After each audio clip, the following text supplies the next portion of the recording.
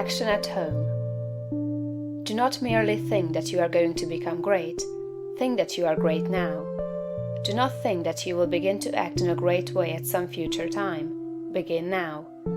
Do not think that you will act in a great way when you reach a different environment. Act in a great way where you are now. Do not think that you will begin to act in a great way when you begin to deal with great things. Begin to deal in a great way with small things. Do not think that you will begin to be great when you get among more intelligent people or among people who understand you better.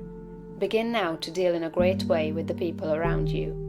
If you are not in an environment where there is scope for your best powers and talents, you can move in due time. But meanwhile, you can be great where you are. Lincoln was as great when he was a backwoods lawyer as when he was president. As a backwoods lawyer, he did common things in a great way, and that made him president. Had he waited until he reached Washington to begin to be great, he would have remained unknown. You are not made great by the location in which you happen to be, nor by the things with which you may surround yourself. You are not made great by what you receive from others, and you can never manifest greatness so long as you depend on others. You will manifest greatness only when you begin to stand alone. Dismiss all thought of reliance on externals, whether things, books, or people. As Emerson said, Shakespeare will never be made by the study of Shakespeare. Shakespeare will be made by the thinking of Shakespearean thoughts.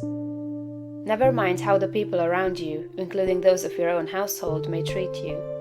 That has nothing at all to do with your being great. That is, it cannot hinder you from being great. People may neglect you, and be unthankful and unkind in their attitude toward you. Does that prevent you from being great in your manner and attitude toward them? Your Father, said Jesus, is kind to the unthankful and the evil. Would God be great if he should go away and sulk because people were unthankful and did not appreciate him? Treat the unthankful and the evil in a great and perfectly kind way, just as God does. Do not talk about your greatness. You are really, in essential nature, no greater than those around you. You may have entered upon a way of living and thinking which they have not yet found, but they are perfect on their own plane of thought and action. You are entitled to no special honor or consideration for your greatness. You are a god, but you are among gods. You will fall into the boastful attitude if you see other people's shortcomings and failures and compare them with your own virtues and successes. And if you fall into the boastful attitude of mind, you will cease to be great and become small. Think of yourself as a perfect being among perfect beings, and meet every person as an equal, not as either superior or an inferior. Give yourself no airs. Great people never do. Ask no honors and seek no recognition. Honors and recognition will come fast enough if you are entitled to them. Begin at home. It is a great person who can always be poised, assured, calm, and perfectly kind and considerate at home. If your manner and attitude in your own family are always the best you can think of, you will soon become the one on whom all the others will rely. You will be a tower of strength and a support in time of trouble. You will be loved and appreciated. At the same time, do not make the mistake of throwing yourself away in the service of others. The great person respects himself. He serves and helps, but he is never slavishly servile. You cannot help your family by being a slave to them, or by doing for them those things that by right they should do for themselves. You do a person an injury when you wait on him too much. The selfish and exacting are a great deal better off if their exactions are denied. The ideal world is not one where there are a lot of people being waited on by other people. It is a world where everybody waits on himself. Meet all demands, selfish and otherwise, with perfect kindness and consideration. But do not allow yourself to be made a slave to the whims, caprices, exactions, or slavish desires of any member of your family.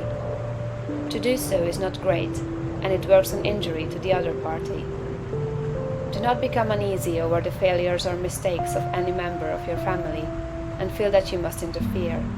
Do not be disturbed if others seem to be going wrong, and feel that you must step in and set them right.